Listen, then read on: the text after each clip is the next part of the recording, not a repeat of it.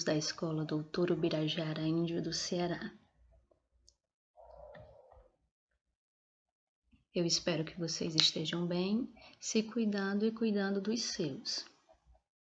Bem, turma, eu sou a professora Cleidiane Castro e hoje nós vamos dar continuidade ao nosso assunto que fala sobre a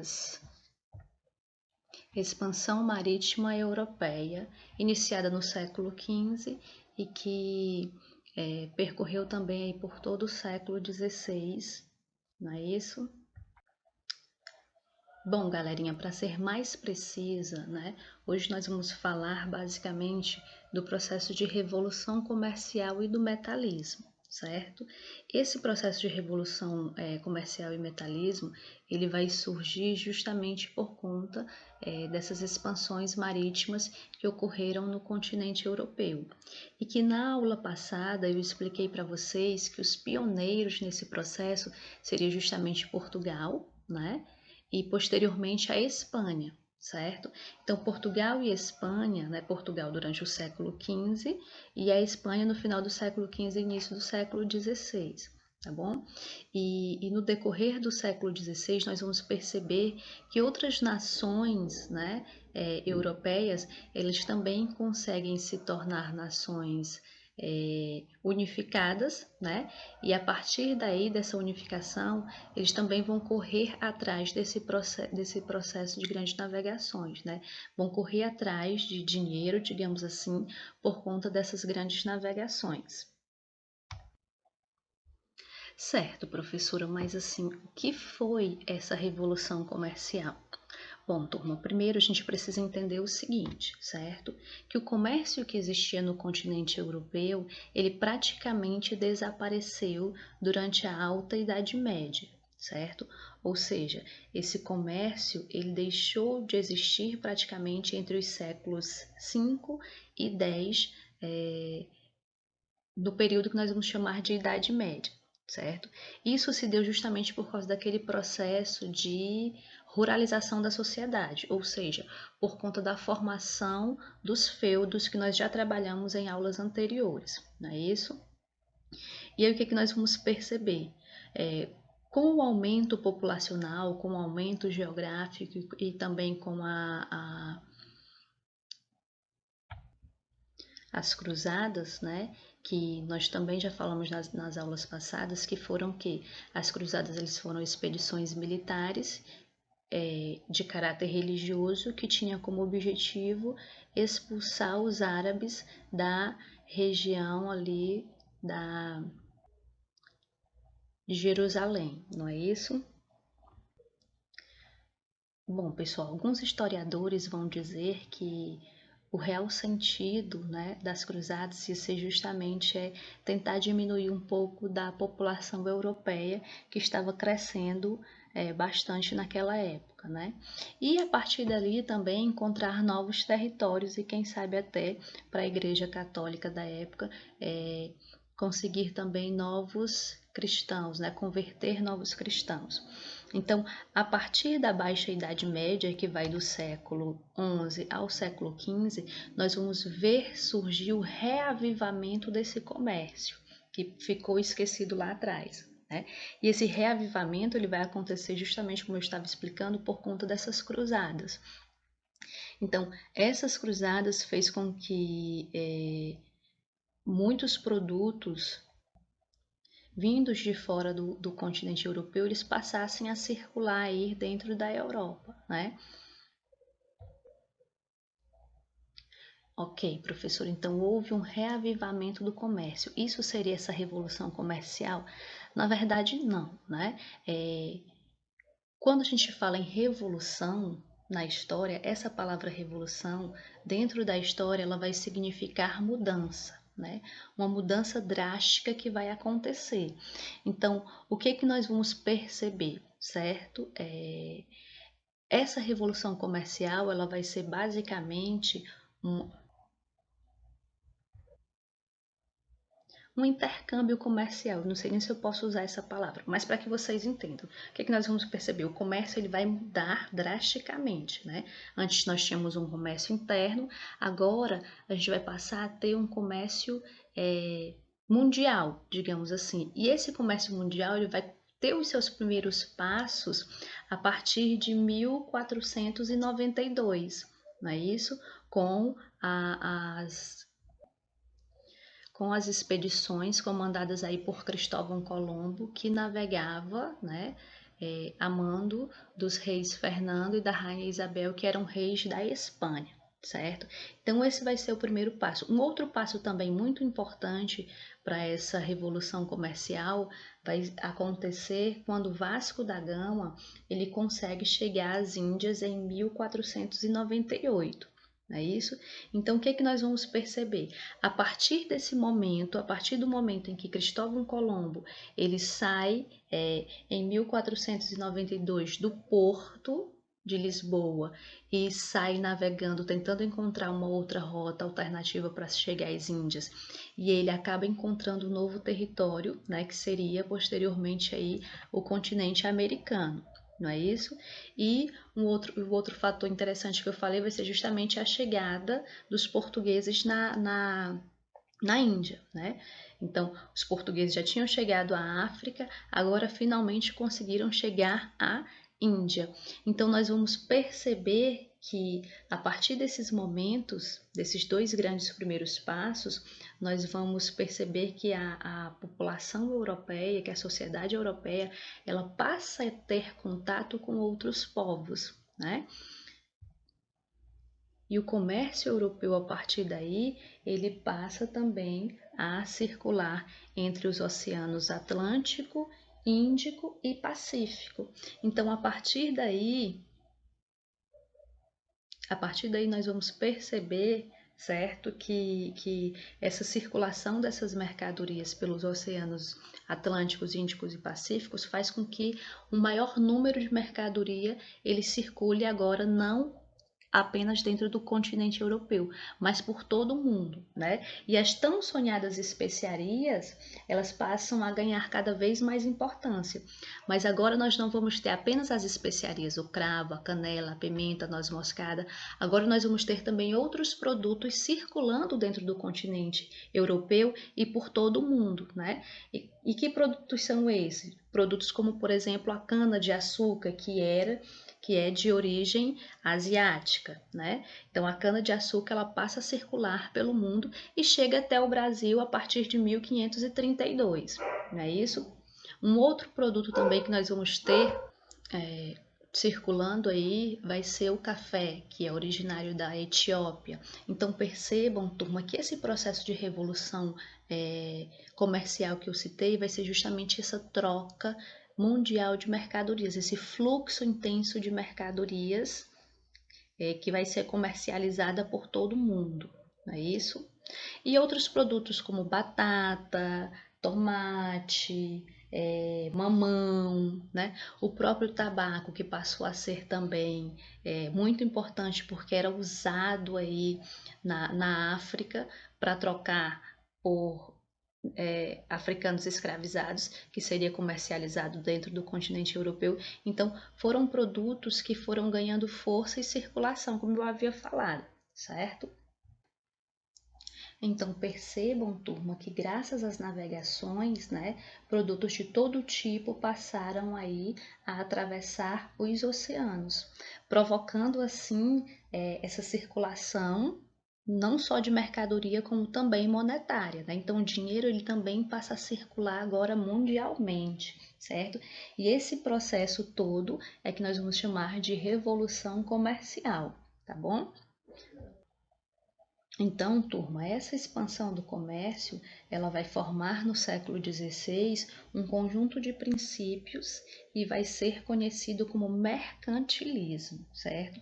Então, todo o continente europeu vai adotar o mercantilismo. Agora, esse mercantilismo, em sua grande maioria, era diferenciado em determinados países, mas eles iam ter base comum, certo? Ou seja, o que eu estou querendo dizer? Que cada país ia ter uma forma de trabalhar esse mercantilismo, mas iam ter princípios que todos os países iam trabalhar por eles, digamos assim. Então, os princípios básicos do mercantilismo ia ser justamente o metalismo, a balança comercial favorável e o protecionismo, certo? Para que a gente entenda o que seria esse metalismo, professora. Bom, o metalismo ele ia consistir basicamente em acúmulo de riquezas, né? Ou seja, quanto maior o volume de moedas de ouro e prata que seria acumulado nos cofres da coroa, mais rica aquela nação era.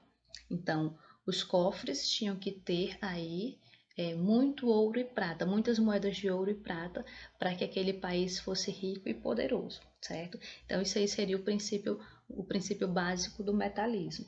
O outro princípio seria justamente o que eu havia falado, que seria a balança comercial favorável, né?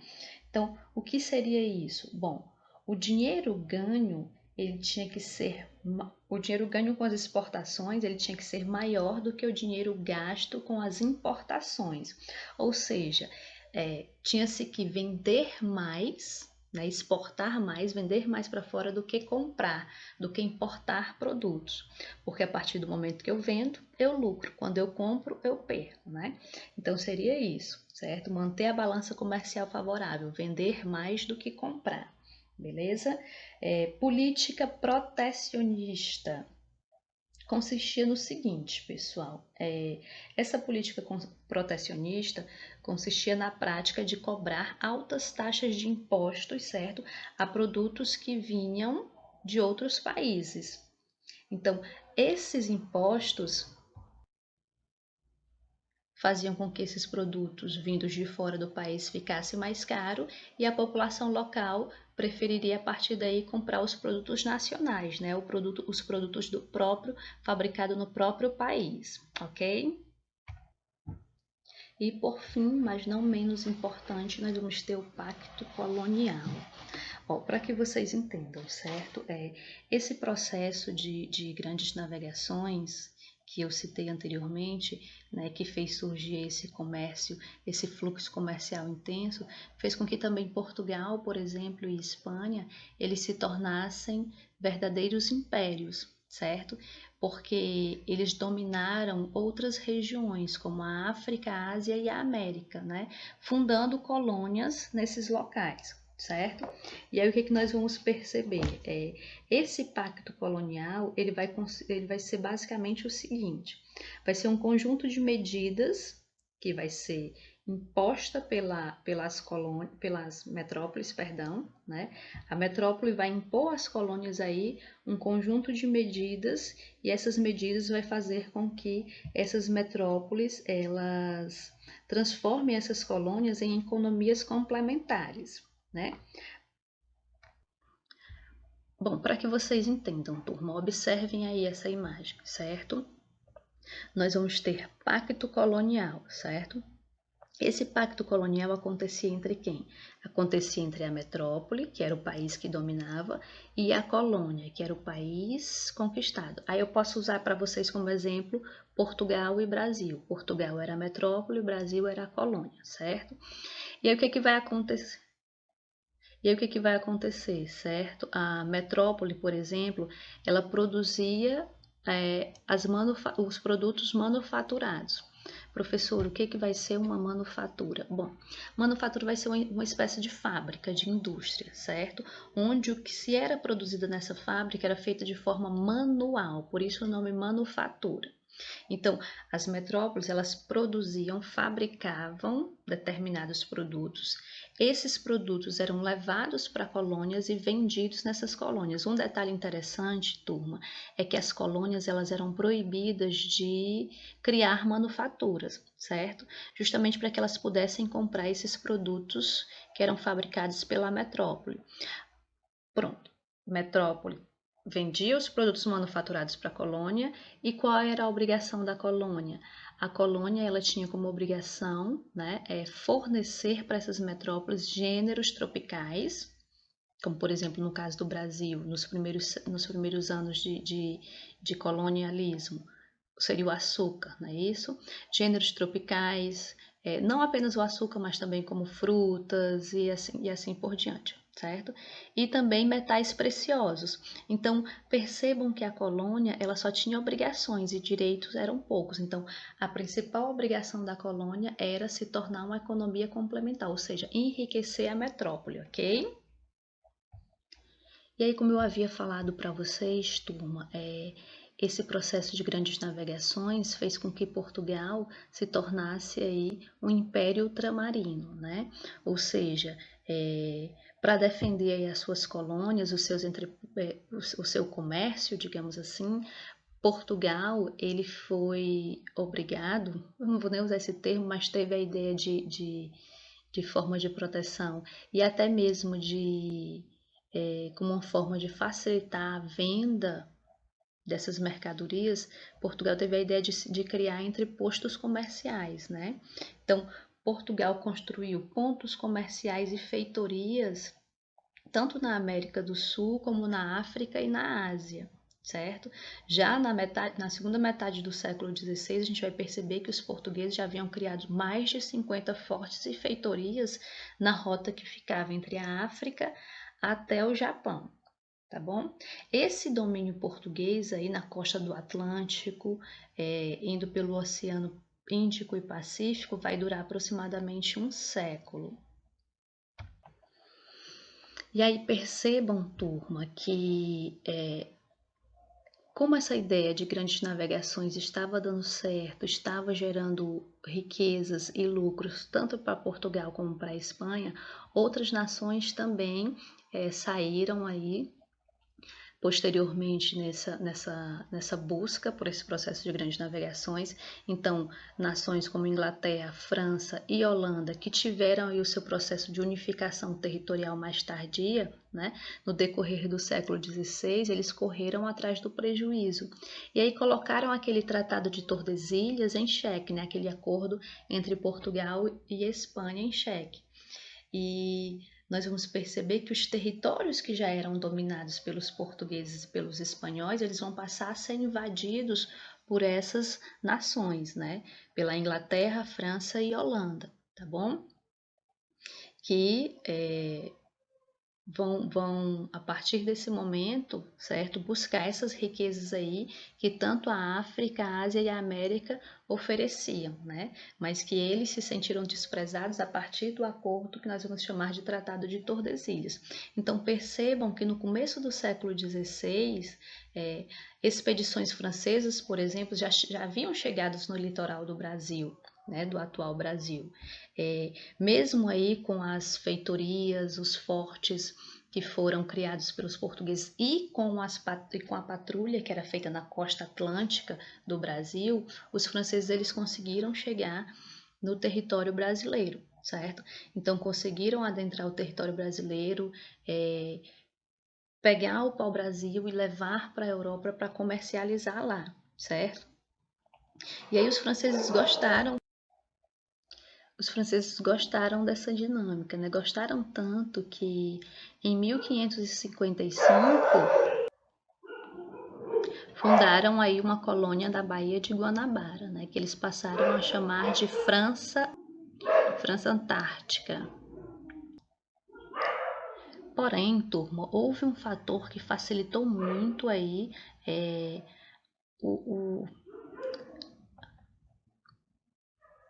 facilitou muito a fundação dessa colônia aí, dessa França Antártica, pelos franceses, certo? Que fator foi esse? Bom, em 1554, os portugueses haviam se envolvido em uma guerra com algumas tribos indígenas, certo? Guerra essa que nós vamos chamar de Guerra dos Tamoios ou Confederação dos Tamoios. Bom, mas o que foi isso, professora? Bom, o que nós vamos perceber? Que algumas tribos indígenas, né, já estavam cansados da dominação portuguesa, de ver o seu povo ser escravizado, espancado e até assassinado pelos portugueses, certo? Então nós vamos perceber que algumas tribos indígenas, eles vão se unir para expulsar os portugueses do seu território, certo? Essa revolução, essa guerra dos tamoios, ela vai se iniciar em Bertioga, em Cabo Frio, e vai percorrer aí uma grande parte do litoral, né, brasileiro, chegando até o Rio de Janeiro. E os franceses, eles vão chegar ao Rio de Janeiro em 1555 e vão perceber aí essa dinâmica, né? Vão perceber essa guerra que está acontecendo entre portugueses e indígenas. Então, para conseguir formar essa vila, né? Para fundar essa colônia, os franceses eles vão se aliar a essas tribos indígenas que estão lutando contra os portugueses, certo? E essa guerra vai durar alguns anos, né? Ela só vai ter fim em 1567, certo? E essa guerra só vai conseguir chegar ao fim justamente por dois motivos. Primeiro, né, a partir do momento em que os indígenas eles entram em contato com os franceses, eles vão adquirir muitas doenças, muitas enfermidades. E muitos desses indígenas, centenas desses indígenas vão morrer por conta dessas doenças. Um outro fator interessante vai ser a chegada de Estácio de Sá, né? Então, o militar que chega em socorro dos portugueses vai conseguir vencer os franceses e expulsá-los, né, da Baía de Guanabara em 1565. Ou em 1567, perdão.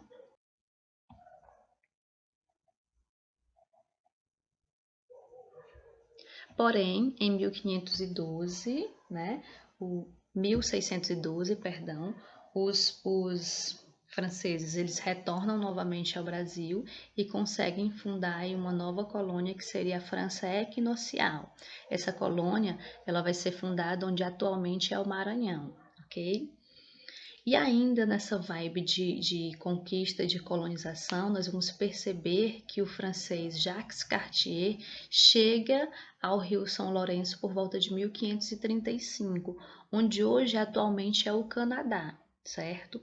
Ele toma posse dessa região, certo? Em nome do rei Francisco I. Mas aí nós vamos perceber que os franceses não vão se interessar muito pela região, porque eles não conseguem encontrar metais preciosos, tá certo? E no início do século XVII, nós vamos perceber também que tanto holandeses como ingleses, eles vão criar as companhias de mercadores. Só que essas companhias de mercadores, meu povo, elas vão ser criadas aí na costa atlântica, certo?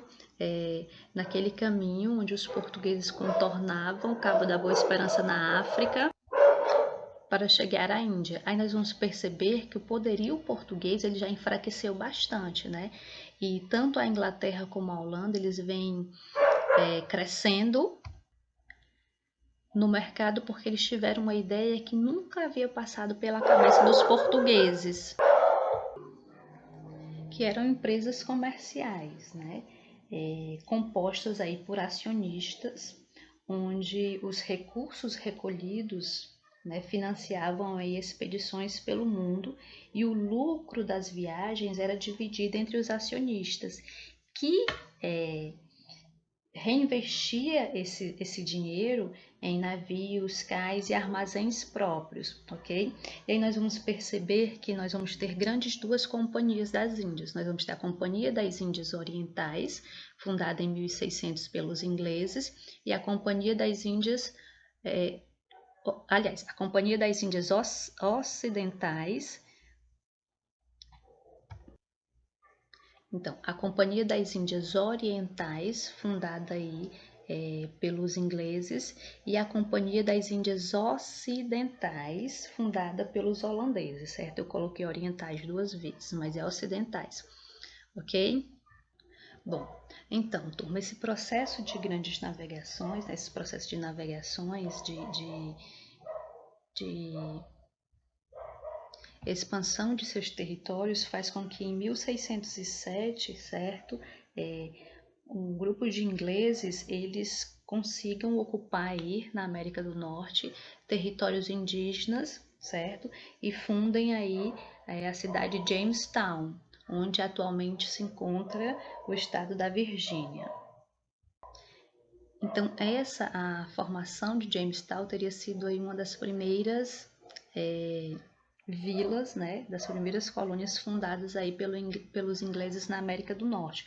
Mas já em meados do século XVIII, nós vamos perceber que a América do Norte já tinha 13 colônias que era dominada pelos ingleses, certo? E essas colônias, eles estavam divididas entre colônias do Norte, do Centro e do Sul, ok? As colônias da região Sul, elas foram formadas em sua grande maioria, certo, por pessoas ricas que eram defensoras da monarquia e que se tornaram aí grandes proprietários de terras e escravocratas, certo? Senhores de escravos. Então nós vamos perceber que a principal atividade econômica da região sul vai ser uma atividade agrária e pecuária, tá bom? Já a região norte, né, que vai ser chamada de Nova Inglaterra, ela vai abrigar em sua grande maioria pessoas mais pobres, né, miseráveis, pessoas que fugiram de perseguições religiosas da Inglaterra e vieram para a América do Norte, certo? E vão fundar aí essa Nova Inglaterra na região norte.